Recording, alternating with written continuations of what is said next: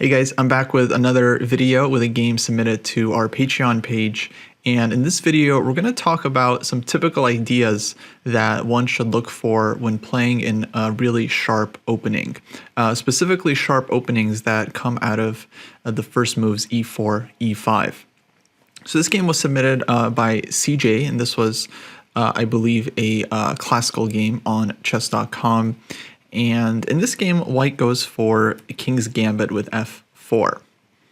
Now, a lot of stuff happens in this game, and I just want to highlight some really important ideas that I think most e4, e5 players should be aware of, whether you're on the white side of these positions or on the black side. So against f4, black goes ahead and plays knight f6, which I'm not sure about the theoretical state of this move. Personally, against the King's Gambit, I always recommend taking the pawn. I think this is the principled decision because you accept white's sacrifice, and not only did white give up a pawn, they gave up a pawn that is usually defending their king. So I think that black should go ahead and take this pawn and just start fighting for the initiative right from the opening. I know a lot of players are scared of playing this one, but I do believe this is the most principled way to play. That said, we see the move knight to f6 here. And now I feel like from white's point of view, I would imagine the right move is to go f takes e5, seeing as how black did not accept the sacrifice. And then after something like knight takes e4, which I would imagine is black's idea, white could continue developing with knight f3, followed by d4. And I feel like white gets a very reasonable version of the King's Gambit. Instead, white plays the move knight c3, which actually transposes us into the Vienna game, which normally starts with the move order e4, e5, and here knight to c3, knight f6, and only now f4. And basically this is a very similar opening to the King's Gambit, except of course both knights have already been developed. So by transposition we reach this opening, and now it's actually important to note out that e takes f4 in this position would be a pretty serious mistake, because when white can push the pawn to e5 here, black's knight simply doesn't have any good moves. All the squares in the center are covered. Knight g4, knight h5 are covered by white's queen, so the knight would just be hanging there. And some move like queen e7, pinning the pawn, probably be met with a move like queen to e2, or even knight to f3, where the pawn is reinforced, and once again, black is going to have to move the knight away from f6, and only safe square seems to be back to g8, where, yeah, that's just not such a good spot for black's knight. Black is losing a ton of time with their development. So in the game, black plays knight c6, which actually comes with its own problems. My recommendation here, the move I would play, is the nice central counter-strike d5, and I think this is the right way for black to handle the Vienna. The point of this one is that black is striking back in the center, and if white plays f takes e5 here, then black is going to play knight takes e4, and black is happy to trade these pawns in the center. If knight takes c4, d takes c4, I think black is absolutely fine.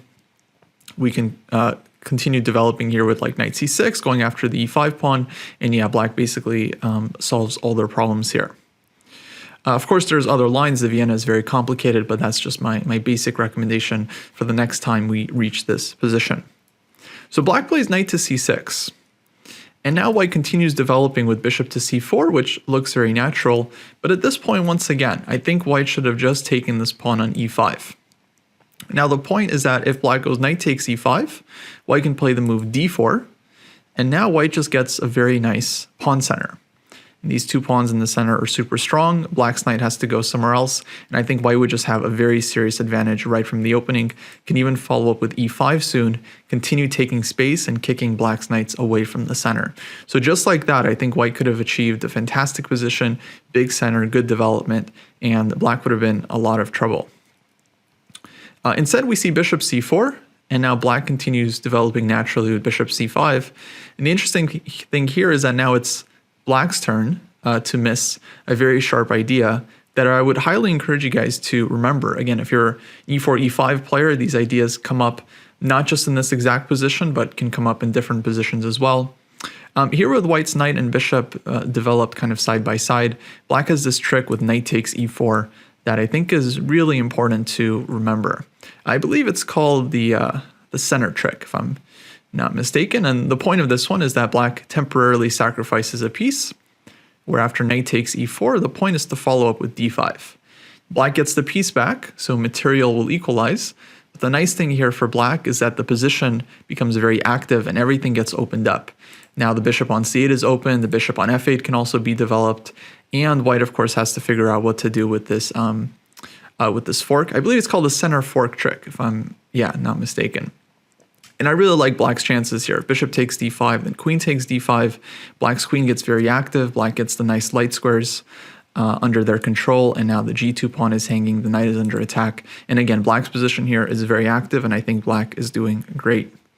Sometimes players can be a little bit concerned after knight takes e4 that white will throw in bishop takes f7 check, giving up the bishop because white knows they're not going to be able to hold on to the piece anyway, and at least grabbing the f7 pawn and forcing black's king out into the open. But I don't really believe in it. After king takes f7, knight takes e4, the best move now for black is to play d5. And similarly to how we saw in the previous positions with white getting the center, here black gets to take over the center, and I think black is actually much better here, just having a big advantage. For example, knight g5 check, king to g8, and white just has one active piece in the position but nothing else, whereas black has the center under their control. The knight on g5 is under pressure because this pawn on e5 cannot be taken in view of the knight on g5 hanging. And black's follow-up here is just to play h6 soon. The bishop can get developed to f5. This bishop can develop to e7 or c5. Black can push the pawn to e4 to take some space. And once the king gets to h7 and the rook gets out, black will have zero problems, and there will be kind of zero consequences from white having been able to take on f7 earlier. So basically this position is very, very good for black. If you don't believe me, I'd highly encourage you to set it up for yourself and try to analyze the position a bit on your own. So big idea here that black could have had, again, with knight takes e4. And I really want to stress that this one doesn't work in every position, but it often works when you can get a fork with d5. But if, for example, we put the bishop on c5, and let's say white played knight f3 here, then now knight takes e4 would not work, as after white recaptures, white has won a piece and is hitting a second piece on c5. So now if black played d5 in this position, white would play knight takes c5, and black gets one piece back, but not the second piece. So white would remain up a piece here. So you have to be very precise with when you try this idea, and you have to make sure that there's no bishop on c5 that can be taken. So bishop c5 was played, and now white plays knight h3, and kind of an interesting move, this knight to h3. Normally we would suggest the knight to be developed to the center, but I believe white's point is that they wanted to keep their queen open on this diagonal so that the queen could possibly activate, which we will see a little bit later in the game. So now black plays d6, which is a good move, just opening up the bishop and possibly threatening to take on h3, which would ruin white's structure. And white goes d3. And this is definitely the moment where I would suggest for black to just go ahead and follow through on the threat and take on h3. Or also possible would be to go bishop to g4 first, just gaining a tempo on the queen and forcing white either to play knight to e2 or queen d2, something awkward like this, and then taking on h3. And the point of this one, let's say black just took on h3 right away without throwing in bishop to g4, is that after g takes h3, white's pawn structure on the king side would be absolutely wrecked, and white would have a lot of weaknesses here, with not much to show for it. And I think black's position here would be very nice. And there's different things black can do. Black could play queen d7 and castle queenside. I think black could also safely castle kingside and look for ideas of creating counterplay with something like knight to d4, followed by c6 and b5 or d5, basically striking back in the center. Or another way would play the position would be to go ahead and insert bishop to g4 first. Let's say white goes queen d2. And now after bishop takes h3, g takes h3, it's a really strong move, knight h5, which is actually kind of thematic because black opens up the queen on to go to the h4 square, and this check would be very unpleasant. And here we see the point of throwing in bishop g4 first, because we force white's queen to the d2 square, and now we have this h5 square available for our knight, where it attacks f4 and supports black's attack on the dark squares. And here I think black would just have an excellent position and already be much, much better. As it happens, in fact, I want to point out one other interesting moment here. This idea of taking on h3 is so strong, then in this position after knight h3, the engine, Stockfish, recommends for black to play d5.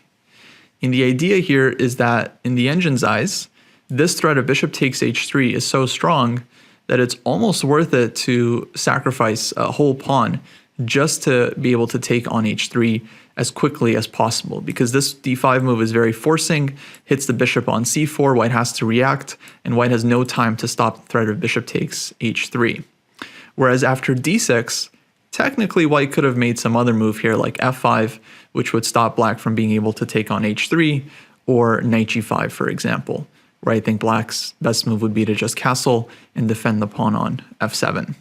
So I just wanted to point that out because the engine can really come up with some interesting ideas, and it can often really show you what's important in the position. So to me, it was very interesting that it just wants to play d5, blast open the center, but really playing for this initiative idea of taking on h3. As it happens, we had d6, d3, and now black plays kind of in fried liver attack style with knight to g4, which I totally understand. It's a very natural move, but concretely it simply doesn't really work out. And I think that shouldn't be too surprising because after all, when you're playing black, you have the second move. You're technically behind white in terms of the tempi. And if white is making all active moves, philosophically, white should be kind of striking first. And so white kind of follows through and plays knight g5 themselves. And now black is actually in a little bit of trouble here. So in the game, black plays knight to f2, and it feels like, well, black is the one that kind of gets there first, so why isn't this good for black? The point is that white finds a very strong response here in queen h5, simply leaving the rook hanging on h1, but obviously creating a much stronger threat of queen takes f7 checkmate. And here black can't really castle because then the h7 pawn would be hanging and white would be mating that way. So what should have black done earlier? Well, on knight g5 here, if we castle, I think castling would be a reasonable move. The problem is that white could follow up with this really strong attacking move f5. And this is a pretty thematic idea in the King's Gambit and the Vienna game. The point is to shut down the bishop on c8, so now this bishop feels very restricted.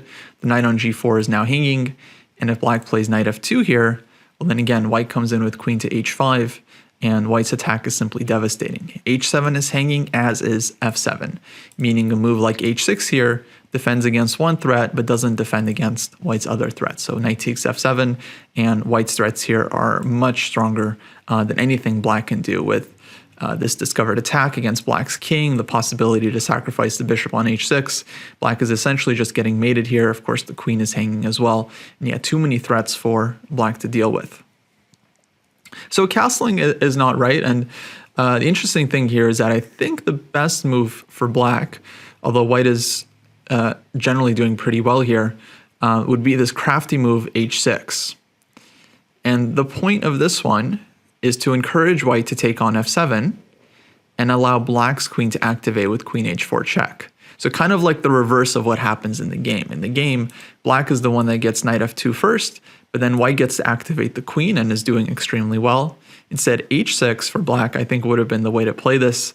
Very tricky move though, so I mean, it's not an easy move to find by any means, but I think a really interesting idea to take away. Because after knight takes f7, queen h4 check, white has to play g3 to block the queen. And now after queen to h3, black's position here is just extremely active. Of course, this involves a rook sacrifice, but the rook on h8 is not really doing a whole lot. For example, after knight takes h8, black has a number of good moves here to continue the attack. Queen to g2, knight to d4, and black has a lot of pieces around white's king, and basically it's very, very dangerous. Objectively, I would say black is basically winning here, as this king is going to have a really hard time defending itself with all of black's pieces, and especially the queen. The queen is, of course, the most important and most powerful attacking piece. When the queen gets in near the king like this, and it has the support of other pieces like the knight on g4, bishop on c5, second knight on d4, then this is, of course, a really big deal, and I think black would be just doing fantastic here. So kind of an interesting moment. Like I mentioned, black plays knight f2, queen h5. Now black, of course, has to defend f7, so black goes g6. White correctly throws in bishop takes f7 check. The king goes to d7, and now white plays queen to h4. And this is where black ends up kind of blundering a little bit, although the position is already very, very difficult. Black decides to take the rook on h1, and now it's white's turn to kind of go wrong. Now, I'm not sure about the time situation at this point. We're already 10 moves in, and the position has been pretty sharp. My advice in terms of time management, generally you don't want to spend too much time in the opening. Regardless of the time control, blitz, rapid, classical, you don't want to spend more than, let's say, 20% of your total time in the opening, because you will be needing that time later on when the middle game and the end game, of course, get really sharp. However, the big exception to this guideline, this 20% rule, is that if the opening is really sharp, like we have here, both kings under attack, lots of pieces hanging, lots of tactics in the position, I would go ahead and say you should spend as much time as you need to figure out the complications. Because one wrong move, like knight takes h1, and you can get mated. Or if you take your time at the right moment and find the critical ideas, you could win the game with some accurate calculation. So the point here is that when there's a lot at stake, when the difference between the different moves you can make in the position is quite serious, one move could be leading to a loss, another move could be leading to a win, then I would say you need to just throw out all guidelines out the window and spend as much time as you need to calculate and concretely figure out the position, because there could be so many different ideas and so many sharp things happening that you never know when your next move could be your last. And this could have been the case here. After knight takes h1, if you guys would like to pause the video and try to find the strongest move for white, I would encourage you to do this. It's kind of a nice tactical exercise. In fact, let me flip the board here, and if you'd like, you can pause the video and just say to yourself, white to play and win.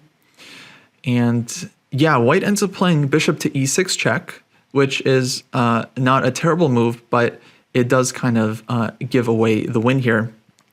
What white needed to do was find one of these two queen checks, either queen h3 or queen to g4. And the point of this one is that the queen is just a much stronger attacker here. After queen h3 check, the bishop is also doing a job of covering the e8 square. Black would be forced to play king to e7, and now white has the very strong move knight to d5, simply bringing in another piece with tempo, and black's king here is just getting mated. King f8, queen to h6. Actually, I should be precise here. Queen h3 is the right move. Queen g4, I think, is a good move, but not as strong. Because after queen g4, king e7, knight d5, king f8, well, I would really like to be able to play queen h6 here with checkmate. So queen g4 is still nice for white, but not as good as playing queen h3 and keeping an eye on the h6 square. And this is a move that one can only find if you calculate. This is not just something you can find through intuition or just automatically easily seeing this idea. You simply just have to calculate here, look at the squares the king can go to, look for all of your checks, look for ways of bringing in your pieces into the attack, and then you can find this mate in 3. So white could have won the game here on the spot. Instead plays bishop e6 check. We'll flip it back to black. Black goes king to e8. And now it wasn't too late to repeat the position with bishop f7, but of course this wasn't white's idea. Instead, white plays the very natural attacking move f5. And this would be a great move if not for one thing, and that is that black has the nice tactic bishop f2 check. So well spotted by CJ to find this one. The knight on h1 is actually not out of the game and does the key role here of defending the bishop, and white is simply losing the queen. Now, normally losing the queen means game over, but there was one other interesting moment here that I quickly want to get to. So now, of course, black is winning. White had to give up the queen. Knight takes f2. White keeps attacking here with knight to f7, and black here immediately plays queen to f6, although I would have strongly considered the move queen to h4. I understand queen f6 defends the rook, and in general, we want to keep as much material as we can. But queen h4 would have been really nice just to fight for the initiative. Now the point is we're looking to create a discovered attack against white's king, and we have lots of ideas here like knight takes d3, knight takes e4, second knight coming into d4, and basically white's king would be in big trouble. Black is, of course, winning lots of material here. Like I mentioned, I understand the move queen to f6, but in view of white's next move, bishop to g5, which develops a piece with tempo and keeps black's queen unable to get active, then definitely this feels like the wrong direction, because now black just simply can't activate their strongest piece. So game continues, queen g7, knight to d5, black takes on e6, f takes e6. And here, black decides to make somewhat of a practical decision, and I don't really mind this one. A lot of times it bugs me when players do this, because I feel like it's, let's say, a little bit lazy and doesn't really get into the crux of the position. But I do kind of understand black's decision here, because black ends up giving back the queen intentionally. Queen takes f7. And the idea is that black was just feeling a lot of stress and pressure with all of white's pieces around the king. Knight takes c7 being a big threat and winning the rook on e8. And black simply wanted to simplify matters. And I kind of get it, because if we see the position we end up getting after takes f2, what's happened after all the chaos is that black has emerged with a clean exchange up. Definitely not as good as having an extra queen or queen for a couple pieces, but having an extra exchange is still a big advantage, and black still has a decisive advantage here in terms of the material. The game continued h6, bishop f6, rook f8, and black went on to win this game. There was one nice moment here when, in this moment after king e6, g4, black found the really nice move knight to b4. And I like this one because it forces a trade of minor pieces and it loosens white's grip on the position. This knight, of course, defending the bishop on f6. But after knight b4, white is forced to simplify. And now after rook takes f6, I would say black's position became a lot easier to play. So black ended up winning the game, although there was some more adventures. But for the most part, black stayed ahead and managed to convert. But I just want to go back to this moment, because although I understand this decision, queen takes f7, objectively this was still not the right way to play. And what I would suggest for black to do in this position is really just try to evaluate white's threats here. Now, of course, knight takes e7 is a big threat. Black might have also been worried about bishop f6 in this position as well. And this is the move that I would have been really concerned about, because after bishop f6, it just feels like our queen is going to have to go back to the back rank. It just feels extremely passive, and maybe we might be losing our queen somehow anyway. So my first instinct here would be to play something like knight g4, which not only saves the knight from f2, but also defends against what I would say is white's most annoying threat. Now let's say white goes ahead and plays knight takes c7 here and grabs the rook. The important thing to remember is the material count. You know, black has a queen and the rook for just one bishop. So that's a lot of material. And that means you can afford to give some material back and still be winning. And in this case, I would prefer to keep the queen. So I would allow white to take the rook on a8, which is not really doing anything. And then in order to break the bind and actually get the queen out, black would have to play a move like h6. But once we find this move, then I think the position really clarifies. Now white could go ahead and even grab this other rook on h8. But the important thing is that black has kept the queen, h takes g5 for example, and we still have a huge material advantage, queen versus one rook. Both of white's knights are in the corner and potentially lost. And yeah, I think this would just be a very straightforward win for black. So not the easiest move here to find knight g4.